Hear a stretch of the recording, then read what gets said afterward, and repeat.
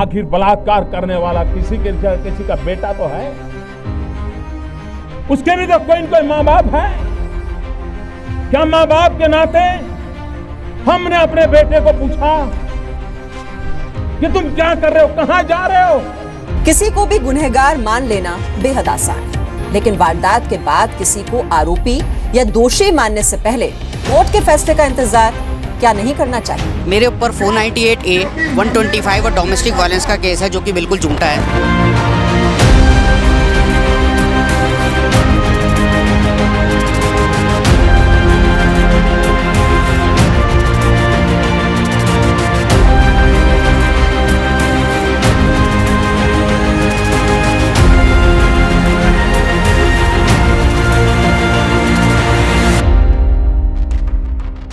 अगस्त 2015 में एक Facebook post viral हो रहा था, जिसे एक जसलीन कौर नाम की वुमेन ने पोस्ट किया था। उस पोस्ट में वो एक सर्वजीत सिंह नाम के व्यक्ति पर सेक्सुअल हरासमेंट का एलिगेशन लगाती है और सर्वजीत के फोटो के साथ अपने साइट की स्टोरी को फेसबुक पर शेयर करती हैं, जिसके बाद इनको खूब लाइमलाइट मिली। दिल्ली में छेड़खानी की एक सनसनीखेज खबर सामने आई। एक चौराहे पर एक मंचला एक लड़की को छेड़ता रहा, लेकिन भीड़ तमाशबीन बनी रही। दिल्ली की इस बहादुर बेटी ने फेसबुक पर मंचले की तस्वीर डाल दी। इसके बाद पुलिस की नींद टूटी और मंचले की गिरफ्तारी भी हुई। कई मीडिया ट्रायल चले, जिसमें अरविंद केजरीवाल से लेकर कई फिल्मी सेलिब्रिटी जसलीन कौर की खूब तारीफ किए कि वो अपने हक के लिए लड़ने वाली महिला है, जिसकी वजह से उनकी खूब तारीफ हो रही थी।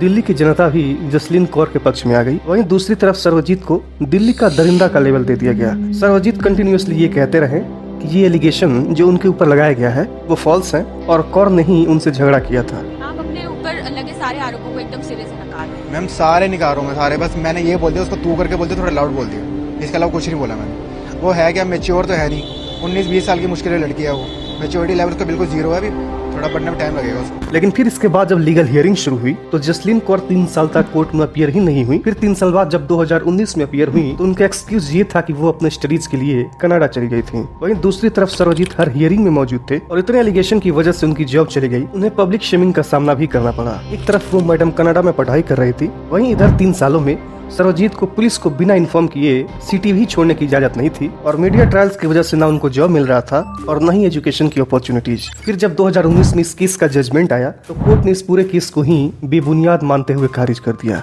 ये कोई एक केस नहीं है, आपको नेट पर हजारों ऐसी केसेस मिल जाएंगी जिसमें आप हमारे देश के लॉ सिस्टम के द्वारा इनइक्वालिटी देखेंगे। हमारे देश में डॉरी और एक मैरिड लड़की को हैरेसमेंट से प्रोटेक्ट करने के लिए 2 सुविधाएं दी गई हैं, एक डॉरी एक्ट और IPC सेक्शन 498A, जो कि अक्सर एक वेपन की तरह यूज किया जाता है। डॉरी एक्ट के थ्रू हस्बैंड और वाइफ के छोटे छोटे झगड़े की वजह से हस्बैंड और उनकी पूरी फैमिली पर केसेस फाइल कर दिए जाते हैं और इसी वजह से कई एक्टिविस्ट और कई लीडर्स के द्वारा इन डॉरी हैरेसमेंट और रेप रिलेटेड लॉज में चेंजेस की मांग काफी समय से चलती आ रही है, क्योंकि ये इस तरह के लॉज हैं जो वुमेन्स के द्वारा मिसयूज की जाती है। इवन हमारे देश के सुप्रीम कोर्ट ने भी ये एडमिट किया है कि हमारे देश की महिलाएं डॉरी एक्ट का मिसयूज कर रही हैं। वो लोग इसे हथियार की तरह यूज कर रही हैं, जबकि इसे बनाया गया था उनको प्रोटेक्ट करने के लिए। एक और केस आपको बताता हूँ जो काफी पॉपुलर हुआ और इस केस के बाद ही देश की जनता भी अवेक हुई। ये है निशा शर्मा, जिनको मीडिया के द्वारा ओवरनाइट हीरो बना दिया गया। 2003 में निशा शर्मा काफी इंटरव्यू दे रही थी, हाथों में मेहंदी और चुनरी पहनकर। उनके घर के सामने कई मीडिया और इवेंट्स खड़ी रहती थी। एक्चुअली 11 मार्च 2003 को निशा शर्मा और मुनीश दलाल की शादी होने वाली थी, लेकिन शादी हो नहीं पाई। फिर ये सामने आया कि मुनीश दलाल और उनके फैमिली पर निशा के द्वारा डाउरी केस फाइल कर दिया गया है, जिसके बाद निशा को खूब अटेंशन मिली और निशा को एक यूथ आइकन और रोल मॉडल की तरह पोर्ट्रे किया गया। इसके कुछ महीने बाद ही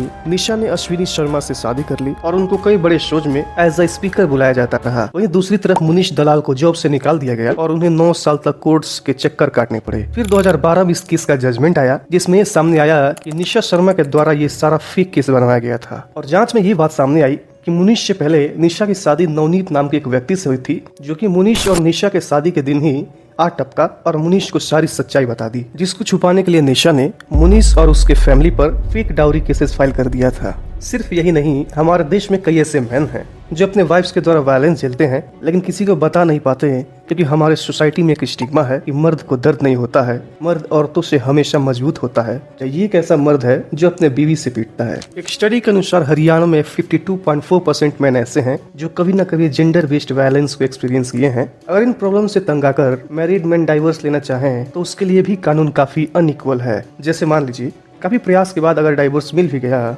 तब भी चाइल्ड कस्टडी को लेकर हमारा कानून जेंडर बेस्ड डिस्क्रिमिनेशन करता है, इसमें आमतौर पर बच्चों की कस्टडी उनके माँ को ही दी जाती है और डाइवोर्स के बाद भी एक हस्बैंड को अपने डाइवोर्स्ड वाइफ को एलुमनी या गुजारा भत्ता देना पड़ता है। ये है दिल्ली के कालका जी के शिव कुमार, जिनकी एज 43 इयर्स है। ये परमानेंटली डिसेबल्ड हैं, ये हेड इंजरी से सफर कर रहे हैं और इनको कैंसर भी है। लेकिन ये क्राउड फंडिंग करके पैसा इकट्ठा कर रहे थे क्योंकि इन्हें अपने वाइफ को एलुमनी देना था अपना डाइवोर्स सेटल करने के लिए।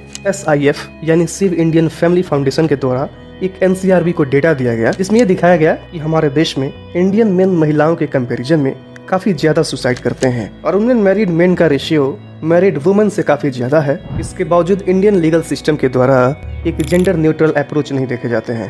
Don't consider me wrong because every coin has two sides. हर सिक्के के दो पहलू होते हैं। तो अब तक तो आपको ये समझ में आ गया होगा कि हमारे देश में मेंस के लिए लॉज अनइक्वल है, लेकिन इसके दूसरी तरफ इस बात से भी कोई इनकार नहीं किया जा सकता है कि हमारे देश में महिलाओं के प्रति डोमेस्टिक वायलेंस के केसेस कंटिन्यूसली बढ़ते जा रहे हैं और उनको harassment at work place, domestic violence और सेक्सटोर्शन तक झेलना पड़ता है और इस मामले में उनके लिए न्याय पाना आसान नहीं होता है। और इन लॉज को भी बनाया इन्हीं रीजन से लिया गया था कि ये लॉज महिलाओं को प्रोटेक्ट कर सकें। लेकिन ध्यान हमें ये भी देना चाहिए कि वो न्याय ही कैसा जिसमें न्याय के प्लेस पर अन्याय हो जाए। इसलिए हमारे देश में एक जेंडर न्यूट्रल लॉ होना बहुत जरूरी है ताकि समाज में इक्वालिटी लाई जा सके, क्योंकि मर्द को भी दर्द होता है। जय हिंद।